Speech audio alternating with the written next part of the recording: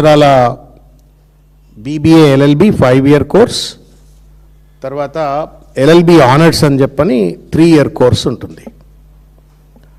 ఈ రెండు కోర్సెస్కు కూడా బీబీఏ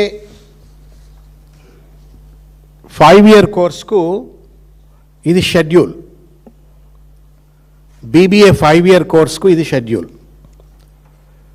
దీంట్లో paper 1 English, paper 2 principles of management, paper 3 business economics, paper 4 financial accounting, paper 5 వచ్చేసి history of courts, legislatures and legal profession in India అని చెప్పని మీకు ఇచ్చిన కాగితాల్లో కూడా ఉంటుంది. అది పేపర్ 5. అది this exam was held on 25th 25వ తారీఖు నాడు, ఫిబ్రవరి 25వ తారీఖు నాడు ఈ పరీక్ష 5 సంవత్సరాల కోర్సుకు కండక్ట్ చేయటమైంది. ఇకపోతే 27వ తారీఖు నాడు 3-year ఎల్ఎల్బి హానర్స్ కోర్సుకు సంబంధించిన షెడ్యూల్ ఇది.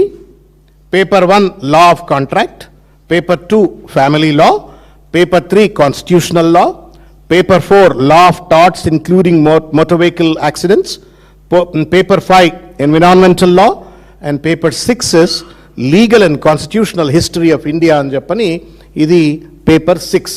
ఈ పరీక్ష 27వ తారీఖు నాడు. రమారమి ఏంటి అంటే, నేను ఇంతకుముందు చెప్పినట్టుగా history of courts, legislatures and legal profession in India అని ఏదైతే 5 సంవత్సరాల కోర్సులో ఉన్నటువంటి ఈ పేపర్లో ఉన్నటువంటి ఒక సిలబస్, అదేవిధంగా legal and constitutional history of India అని చెప్పని పేపర్ 6 ఆఫ్ 3-year కోర్సుకు ఉన్నటువంటి ఒక సిలబస్ కూడా ఒకటే. సిలబస్ ఒకటే ఉంటే తప్పు లేకపోవచ్చేమో, because that's a 5-year course and 3-year course. Syllabus ఒకటే ఉంటే తప్పు లేదు. జరిగినటువంటి ఒక దుర్మార్గం ఏంటి అంటే, బాధ్యతారాహిత్యం ఏంటి అంటే, నిర్లక్ష్యం ఏంటి అంటే, ఈ 2 పరీక్షలకు ఒకటే పేపర్ ఇచ్చినారు.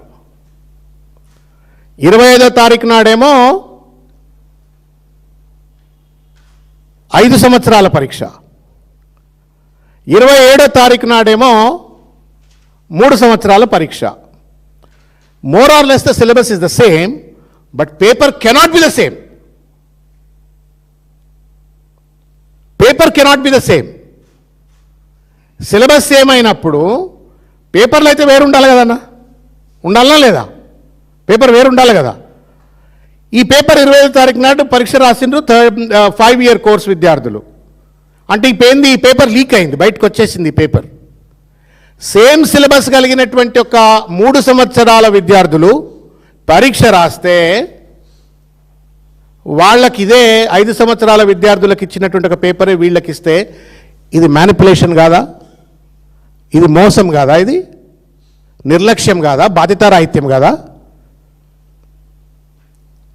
పేపర్ సెట్టింగ్ ఉంటుంది, పేపర్ మోడరేషన్ ఉంటుంది. ఫైనల్గా ఈ మొత్తం సిస్టానికి ఒక కంట్రోలర్ ఆఫ్ ఎగ్జామినేషన్ ఉంటాడు, రిజిస్ట్రార్ ఉంటాడు, వీళ్ళందరిపైన ఒక వైస్ ఛాన్సలర్ ఉంటాడు. ఈ వైస్ ఛాన్సలర్ పైన విద్యాశాఖ మంత్రి ఉరఫ్ ముఖ్యమంత్రి రేవంత్ రెడ్డి ఉంటాడు. ఇది సరాసరిగా నేరుగా విద్యాశాఖ మంత్రిగా ఉన్నటువంటి ఒక రేవంత్ రెడ్డి గారి యొక్క పరిపాలన సామర్థ్యానికి ప్రతీక ఇది. మెడకాయ మీద తలకాయ ఉన్నవాడు ఎవడూ కూడా విద్యార్థుల భవిష్యత్తుతో చెలగాటాలాడుతూ 2 పరీక్షలకు ఒకే ప్రశ్నపత్రం ఇచ్చినటువంటి ఒక ఏకైక ఘనపాటి రేవంత్ రెడ్డి గారి ప్రభుత్వం. సిగ్గుది. ఎంత నిర్లక్ష్యంగా, బాధ్యతారాహిత్యంగా, పరిపాలన పైన పట్టు లేదు అని చెప్పడానికి ఈ యొక్క దుర్మార్గమైనటువంటి ఒక వ్యవహార శైలి. ఇంత జరిగింది అన్న. ఈ పరీక్ష 25 నాడు ఒక పరీక్ష జరిగింది, 27 నాడు ఒక పరీక్ష జరిగింది. పేపర్లో ఐ థింక్ ఆన్ 28th ఏమో ఈ పేపర్లో వచ్చింది. సరే, మిగతా media, regular media has not really seriously picked it up for what ever the reasons. First నాడు పేపర్లో వచ్చింది, 2 రోజుల తర్వాత పేపర్లో వచ్చింది. ఇవాళ మనం 3వ తారీఖులో ఉన్నాం. తేలిగుట్టిన దొంగలు లెక్కున్నారు, ఒక్కడూ మాట్లాడతలేడు. మనం అనుకుంటుండొచ్చామా ఏమే ఒక పరీక్షే కదా పేపర్ సేమ్ పేపర్ వస్తే ఏంటి అని చెప్పని. It's a law exam. న్యాయ దేవతకు మూల స్తంభాలుగా ఉండేటువంటి ఒక న్యాయ విద్యార్థులను పరీక్ష చేసేటువంటి ఒక ప్రశ్న పత్రాలలో ఇంత అన్యాయం ఉంటే, ఇంత బాధ్యతారాహిత్యం ఉంటే దీనికి జవాబుదారీతనం ఎవరిది? In a normal circumstance head should roll, తలకాయలు తెగిపడాలా. Vice chancellor should be asked what is the reason why this kind of a nonsense is happening in Osman university అని చెప్పని అడిగి ఉండాలా. రేవంత్ రెడ్డి గారు వైస్ ఛాన్సలర్ని అడిగినట్టుగా లేదు. వీసీ గారు రిజిస్ట్రార్ని అడగాల, రిజిస్ట్రార్ గారు కంట్రోలర్ ఆఫ్ ఎగ్జామినేషన్స్ అడగాల, controller of examinations paper set చేసిన అడగాల. ఎవడు ఏం లేకుండా తేలుగుట్టిన దొంగల లెక్క కూర్చొని ఇవాళ పిల్లల జీవితాలతో పరీక్ష అనేటువంటి ఒక దాన్ని ఒక ప్రహసనంగా మార్చేసి ఒక చిల్లర డ్రామా ఇవాళ తెలంగాణ రాష్ట్రంలో విద్యా వ్యవస్థ పట్ల జరుగుతుందనటానికి నిదర్శనం ఇది. సిగ్గిది. Bar council of India has certain strong norms. పరీక్ష ఎట్లుండాలా, పరీక్ష నిర్వహణ ఎట్లుండాలా, పరీక్ష పత్రాల నాణ్యత ఎట్లా ఉండాలా అని చెప్పని బార్ కౌన్సిల్ ఆఫ్ ఇండియాకు కొన్ని రూల్స్ అండ్ రెగ్యులేషన్స్ ఉంటాయి. State council of higher education Balakrishna Reddy garu ఉన్నారు, ఆయన నాల్సర్లో పనిచేసి వచ్చిన ఆయన.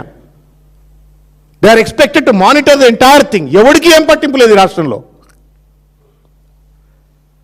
యథా రాజా తదా ప్రజ. పైన ఉన్న ముఖ్యమంత్రి దోపిడికి, విధ్వంసానికి, అణచివేతకు, దుర్మార్గాలకు ఆయన ప్రియారిటీ ఇస్తుంటే తదా ప్రజ అన్నట్టుగా కింద ఉన్నటువంటి ఒక అధికారులు లేకపోతే ప్రభుత్వ యంత్రాంగం అంతా కూడా ఒక నిర్లక్ష్యంగా బాధ్యతారాహిత్యానికి పాల్పడతా ఉంది. నేను రెండో విషయం మీ దృష్టికి తీసుకొచ్చే ప్రయత్నం చేస్తానా. I humbly request you to kindly pay attention to what I'm going to talk. సమగ్ర శిక్ష అభియాన్ అని ఉంటుంది. బంకర్ బెడ్లు అని చెప్పని కేంద్ర ప్రభుత్వం ఇచ్చేటువంటి ఒక నిధులతో బంకర్ బెడ్లు అని చెప్పని బంకర్ బెడ్స్ను విద్యార్థులకు, గురుకులాల్లో చదువుకునేటువంటి ఒక విద్యార్థులకు బంకర్ బెడ్స్ ఇస్తారు. 60 కోట్ల రూపాయల్లో వచ్చేటువంటి ఒక బంకర్ బెడ్స్ను టెండర్స్ని ఇన్ఫ్లేట్ చేసి 160 కోట్లకు పెంచి పాడదొబ్బినరు. గాథ కింద పందికొక్కుల లెక్క టెండర్లు దొబ్బిపోయినరు. 100 crores in one tender. 100 crores in one tender. అంటే విద్యాశాఖలో జరుగుతున్నటువంటి ఒక పక్కన పేపర్ల బాధ్యతారాహిత్యం, మరో పక్కన